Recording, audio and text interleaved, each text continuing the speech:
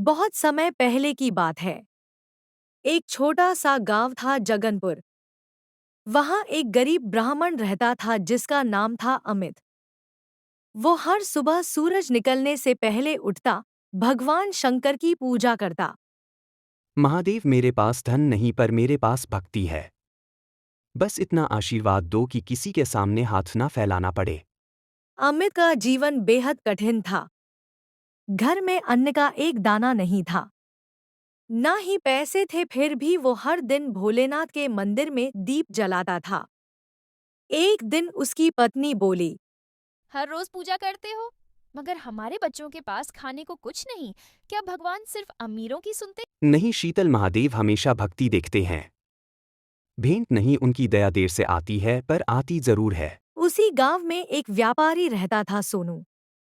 वो रोज शिवलिंग पर सोने के फूल चढ़ाता पर दूसरों को तुच्छ समझता। भगवान भी तो उन्हीं की सुनते हैं जिनके पास दान करने को धन हो।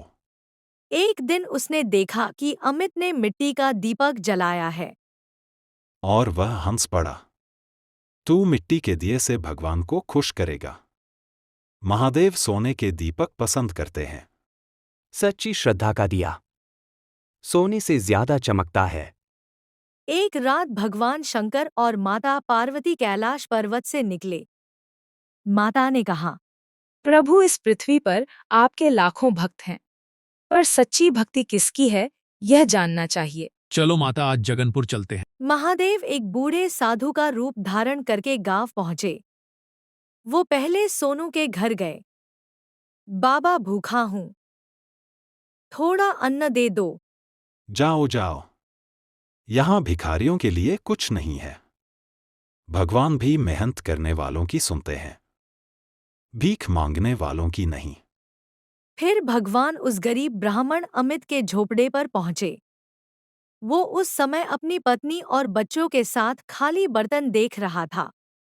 बेटा, 3 दिन से भूखा हूं, कुछ खाने को मिलेगा?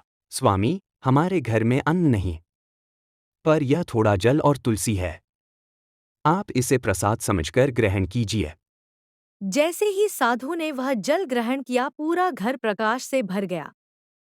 भगवान शंकर अपने असली रूप में प्रकट हुए। माता पार्वती उनके साथ थी। अमित और उसकी पत्नी भूमि पर गिर पड़े। अमित, तूने जल से भी ज्यादा मूल्यवान वस्तु दी।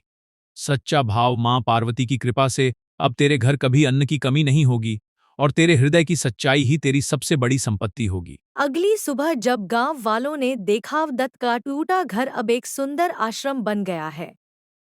हर जगह खुशहाली थी। वहीं सोनू की तिजोरी रातों रात खाली हो गई।